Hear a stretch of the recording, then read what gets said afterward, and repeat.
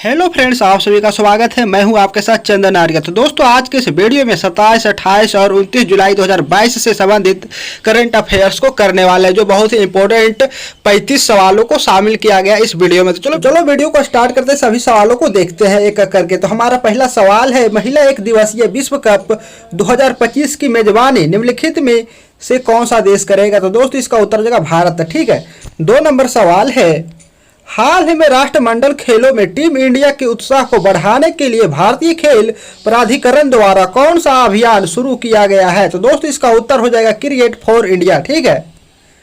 3 number सवाल है, हाल ही में पिरामल इंटरप्राइजेज को गैर बैंकिंग वित्त कंपनी के रूप में व्यवसाय शुरू करने की अनुमति किसने दी है? तो दोस्तों, इसका उत्तर हो जाएगा भारतीय रिजर्व बैंक ने। ठीक है। किसे दी है? तो पिरामल इंटरप्राइजेज को गैर बैंकिंग वित्त कंपनी के रूप में व्यवसाय शुरू करने की इजाजत दी है। ठीक है। 4 नंबर सवाल है, हाल ही में भारत के किस अर्थशास्त्री को विश्व बैंक का चीफ इकोनॉमिस्ट नियुक्त किया गया है? तो दोस्तों, इसका उत्तर हो जाएगा इंदरमित गिल को। ठीक है, इंदरमित गिल को। ओके। 5 नंबर सवाल है, 28 जुलाई से आयोजित होने वाले 44वें अंतर्राष्ट्रीय शतरंज ओलंपियाड की मेजबानी कौन सा शहर कर रहा है? तो दोस्तों, इसका उत्तर है चेन्नई शहर। ठीक है। 6 नंबर सवाल है, हाल ही में भारतीय क्रिकेट टीम का नया टाइटल स्पॉन्सर किसे बनाया गया? तो दोस्तों, इसका उत्तर है मास्टर कार्ड को। ठीक है। 7 नंबर सवाल है, हाल ही में भारत ने अंतर्राष्ट्रीय महत्व के कितने नए रामसर स्थल नामित किए हैं, यानी कि घोषित किया है? तो दोस्तों, इसका उत्तर हो जाएगा 5 रामसर स्थल। ठीक है, जो भारत ने किया है। यहाँ समझिएगा कि रामसर स्थल होता क्या। तो आर्द्र भूमि या फिर नमी वाले भूमि को क्या तो रामसर स्थल कहा जाता है। अगर यहाँ विश्व में बात करें कि कुल कितने रामसर स्थल घोषित किए जा चुके हैं, तो लगभग 2400 रामसर स्थल घोषित किए जा चुके हैं। ठीक है। तो यहाँ रामसर स्थल किसे कहा जाता है? तो उस तरह के भूमि को कहा जाता है जो आर्द्र भूमि हो, या फिर नमी वाले भूमि को क्या तो रामसर स्थल कहा जाता है। ठीक है। 8 नंबर सवाल है, हाल ही में किस राज्य के मुख्यमंत्री ने स्मार्ट ई बिट प्रणाली की शुरुआत की? तो दोस्तों, इसका उत्तर हो जाएगा हरियाणा के मुख्यमंत्री ने। ठीक है। ध्यान रखिएगा, स्मार्ट ई बिट प्रणाली की शुरुआत किसने किया है? तो हरियाणा के मुख्यमंत्री ने किया है। ठीक है। यह सवाल आपके एग्जाम में पूछा जा सकता है। 9 नंबर सवाल है, गुजरात में होने वाले 36वें राष्ट्रीय खेल 2022 में कौन सा जानवर शामिल है? तो दोस्तों, इसका उत्तर होगा शेर। ठीक है। शेर को शामिल किया गया है किस रूप में? तो प्रतीक चिन्ह के रूप में। ओके। 10 नंबर सवाल है, किस राज्य ने सभी महिला संचालित सहकारी बैंक स्थापित करने के लिए तेलंगाना के साथ समझौता ज्ञापन पर हस्ताक्षर किए? तो दोस्तों, इसका उत्तर है राजस्थान राज्य ने। ठीक है। 11 नंबर सवाल है, किस देश ने अपनी अब तक की सबसे बड़ी स्पेक्ट्रम नीलामी शुरू की है? तो दोस्तों, इसका उत्तर है भारत ने। ठीक है। यहाँ नीचे समझिएगा, भारत ने हाल ही में अपनी अब तक की सबसे बड़ी स्पेक्ट्रम नीलामी शुरू की है, जिसमें टेलीफोन और इंटरनेट डेटा सिग्नल शामिल है। इस स्पेक्ट्रम प्रक्रिया के तहत 4.3 लाख करोड़ रुपए की लागत से 5G एयरवेव के 72 गीगाहर्ट्ज की पेशकश की गई है। ठीक है, इस नीलामी में। ओके। 12 नंबर सवाल है, हाल ही में किसने भारतीय अंपायरों के लिए एक नई कैटेगरी A+ पेश की है? तो दोस्तों, इसका उत्तर देगा भारतीय क्रिकेट कंट्रोल बोर्ड ने। ठीक है। 13 नंबर सवाल है, हाल ही में किसने हिम तेंदुए पर सर्वेक्षण किया है? तो दोस्तों, इसका उत्तर हो जाएगा जूलॉजिकल सर्वे ऑफ इंडिया। ठीक है। 14 नंबर सवाल है, हाल ही में किस राज्य सरकार ने जनगणना अम्मा बोर्ड योजना के तहत 6695 करोड़ रुपए जारी किए हैं? तो दोस्तों, इसका उत्तर हो जाएगा आंध्र प्रदेश सरकार ने। यहाँ समझिएगा, जनगणना अम्मा बोर्ड किया है, तो यह एक प्रसिद्ध योजना है जो आंध्र प्रदेश सरकार द्वारा चलाया जाता है। इसका उद्देश्य क्या है? तो इसका उद्देश्य है कि गरीब के बच्चों को शिक्षित करने के लिए इस योजना के तहत सहायता राशि दिया जाता है। ठीक है। 15 नंबर सवाल है, हाल ही में किसे केंद्रीय प्रत्यक्ष कर बोर्ड का नया अध्यक्ष नियुक्त किया गया है? तो दोस्तों, इसका उत्तर हो जाएगा नितिन गुप्ता को। ठीक है। 16 नंबर सवाल है, हाल ही में कौन federation of international cricketer association की पहली महिला अध्यक्ष बनी है? तो दोस्तों, इसका उत्तर है लिसा स्टारलेकर। ठीक है। यहाँ समझिएगा नीचे, महान ऑस्ट्रेलियाई क्रिकेटर लिसा स्टारलेकर को कार्यकारी समिति की बैठक में federation of international cricketers association का अध्यक्ष बनाया गया है। ठीक है। 17 नंबर सवाल है, किस बैंक ने हाल ही में अपना मोबाइल बैंकिंग ऐप लॉन्च किया है? तो दोस्तों, इसका उत्तर हो जाएगा केनरा बैंक ने। ठीक है। यहाँ नीचे समझिएगा, यह जो ऐप है वो कितने भाषाओं में उपलब्ध है? तो 11 भाषाओं में उपलब्ध है। ठीक है। 18 नंबर सवाल है, केंद्र सरकार ने research and analysis wing raw प्रमुख सामंत गोयल का कार्यकाल कितने साल के लिए बढ़ा दिया है? तो दोस्तों इसका उत्तर देगा 1 साल के लिए। ठीक है, यहाँ समझिएगा नीचे। तो रॉ प्रमुख गोयल 1994 बैच के पंजाब कैडर के आईपीएस अधिकारी हैं। ठीक है, कौन है? तो आईपीएस अधिकारी है पंजाब के। ओके, 1984 बैच के। उनका कार्यकाल समाप्त हो रहा था, लेकिन अब वे 23 जून 2023 तक इस पद पर बने रहेंगे। ठीक है, आईपीएस के पद पर। यहाँ नीचे समझिएगा, सामंत गोयल का पिछले साल भी 1 साल का कार्यकाल बढ़ाया गया था। ओके,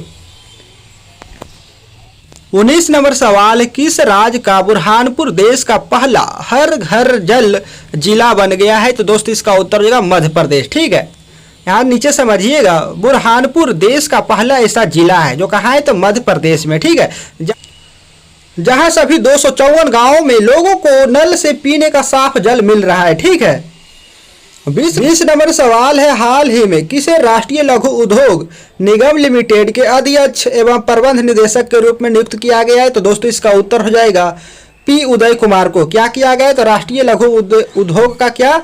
तो प्रबंध निदेशक के रूप में नियुक्त किया गया। ठीक है, ओके।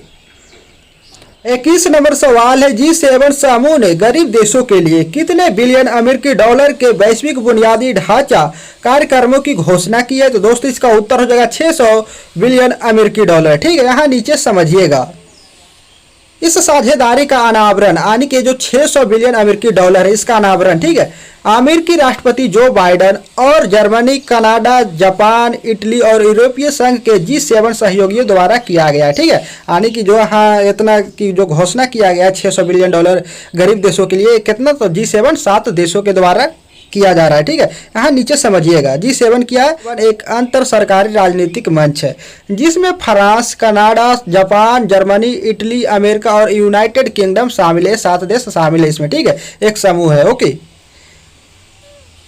22 नंबर सवाल है, झारखंड और आंध्र प्रदेश के बाद निम्न में से कौन सा राज्य यूरेनियम खनन में प्रवेश करने वाला तीसरा राज्य बन गया है? तो दोस्तों इसका उत्तर हो जाएगा राजस्थान। ऐसा क्यों? तो नीचे समझिएगा, यहाँ नीचे समझिएगा, राजस्थान में सीकर जिला के खंडेला इलाके में यूरेनियम का विशाल भंडार मिला है, इसलिए खनन शुरू करने की तैयारी जोरों पर है। ठीक है, ओके, यहाँ नीचे समझिएगा, यूरेनियम और उससे जुड़े खनिजों के विशाल भंडार 1086.46 हेक्टेयर क्षेत्र में पाए गए हैं। दुर्लभ खनिज मिलने से राजस्थान में रोजगार और निवेश दोनों के रास्ते खुल गए हैं। ओके, 23 नंबर सवाल है, किस देश ने अंतरिक्ष में ठोस ईंधन वाला रॉकेट जुलजना लॉन्च किया है? तो दोस्तों इसका उत्तर हो जाएगा ईरान देश ने। ठीक है, ये सवाल आपके एग्जाम में पूछा जा सकता है कि हाल ही में जुलजना नाम का रॉकेट किस देश ने लॉन्च किया? तो दोस्तों इसका उत्तर हो जाएगा ईरान ने। ओके, 24 नंबर सवाल है, हाल ही में किस केंद्रीय मंत्री ने अखिल भारतीय आयुर्वेद संस्थान में बाल रक्षा मोबाइल ऐप लॉन्च किया है? तो दोस्तों इसका उत्तर होगा सर्बानंद सोनोवाल ने। ओके, 25 नंबर सवाल है, राष्ट्रमंडल खेलों के उद्घाटन समारोह में निम्नलिखित में से भारतीय दल का ध्वज वाहक किसे बनाया गया? तो दोस्तों इसका उत्तर हो जाएगा पीवी सिंधु को। ठीक है, ध्वज वाहक का मतलब होता है कि यहाँ क्या, जब उद्घाटन हो तो उसके बाद एक परेड कराया जाता है, परेड के आगे जो सबसे आगे झंडा लेके चलता है उसे ध्वज वाहक कहा जाता है, उसके पीछे पूरा दल चलता है। ठीक है, ओके। 26 नंबर सवाल है, हाल ही में किस देश ने 2024 के बाद अंतर्राष्ट्रीय अंतरिक्ष केंद्र को छोड़ने का फैसला किया है? तो दोस्तों इसका उत्तर हो जाएगा रूस ने। ठीक है, ओके। 27 नंबर सवाल है, हाल ही में भारतीय मूल के किस प्रोफेसर ने वैश्विक ऊर्जा पुरस्कार जीता है? तो दोस्तों इसका उत्तर होगा कौशिक राजशेखर। ठीक है, जो जिन्होंने क्या, तो वैश्विक ऊर्जा पुरस्कार जीता है। ये जो पुरस्कार है कहाँ, किस देश के द्वारा दिया जाता है? तो रूस देश के द्वारा दिया जाता है। ठीक है, 28 नंबर सवाल है, हाल ही में अंतर्राष्ट्रीय क्रिकेट परिषद ने किन 3 देशों को एसोसिएट सदस्य का दर्जा दिया है? तो दोस्तों इसका उत्तर हो जाएगा उज्बेकिस्तान, कंबोडिया और आइवरी कोस्ट। इन तीनों देशों को किया तो अंतर्राष्ट्रीय क्रिकेट परिषद ने एसोसिएट सदस्य का दर्जा दिया है। ओके, शायद ये प्रश्न रिपीट हो गया। ठीक है, चलिए 30 नंबर पर चलते हैं। तो 30 नंबर हमारा सवाल है, हाल ही में केंद्रीय मंत्रिमंडल ने किस सार्वजनिक उद्यम कंपनी के पुनरुद्धार के लिए 1.64 लाख करोड़ रुपये से अधिक की पैकेज को मंजूरी दी है? तो दोस्तों इसका उत्तर हो जाएगा BSNL कंपनी को। ठीक है, कितना का पैकेज मिला है? तो 1.64 लाख करोड़। क्यों मिला है? तो दोबारा कंपनी को खड़ा करने के लिए अच्छे तरीके से। ओके, 31 नंबर सवाल है, प्रति वर्ष विश्व हेपेटाइटिस दिवस कब मनाया जाता है? तो दोस्तों इसका उत्तर हो जाएगा 28 जुलाई को। क्यों मनाया जाता है यहाँ नीचे समझिएगा। तो विश्व हेपेटाइटिस दिवस हर साल 28 जुलाई को मनाया जाता है। ठीक है, क्यों मनाया जाता है, इसका उद्देश्य क्या है? तो यहाँ समझिएगा, उद्देश्य हेपेटाइटिस के बारे में वैश्विक जागरूकता बढ़ाना है। यहाँ समझिएगा कि हेपेटाइटिस है क्या। तो यहाँ समझिएगा, A, B, C, D और E के रूप में जाने जाने वाला संक्रामक रोगों का एक समूह है। ठीक है, और रोकथाम, निदान और उपचार को प्रोत्साहित करना है, इसलिए 28 जुलाई को हेपेटाइटिस दिवस मतलब मनाया जाता है। ठीक है, पूरे विश्व में। 32 नंबर सवाल है, हाल ही में Aditya Birla health insurance company limited ने किस बैंक के साथ एक बैंक इंश्योरेंस साझेदारी की घोषणा की है? दोस्तों इसका उत्तर हो जाएगा सिटी यूनियन बैंक के साथ। ठीक है, क्या? तो साझेदारी की घोषणा की है। ओके, 33 नंबर सवाल है, हाल ही में असम के किस प्रसिद्ध साहित्यकार का निधन हो गया है? तो दोस्तों इसका उत्तर हो जाएगा अतुलानंद गोस्वामी, जिनकी आयु कितना? तो 87 वर्ष था। 87 वर्ष की आयु में क्या? तो इनका निधन हो गया अतुलानंद गोस्वामी का। ठीक है, जो एक प्रसिद्ध साहित्यकार थे असम के। ओके, 34 नंबर सवाल है, हाल ही में किस देश में 300 वर्षों बाद लुल्लू रोज नाम का सबसे बड़ा गुलाबी हीरा मिला है? तो दोस्तों इसका उत्तर हो जाएगा अंगोला देश में। कहाँ मिला है? तो अंगोला देश में मिला है। यहाँ नीचे समझिएगा, लुल्लू रोज जो यहाँ डायमंड है वह कितने कैरेट का था? तो 170 कैरेट का, जिसका नाम क्या? लुल्लू रोज यहाँ दिया गया।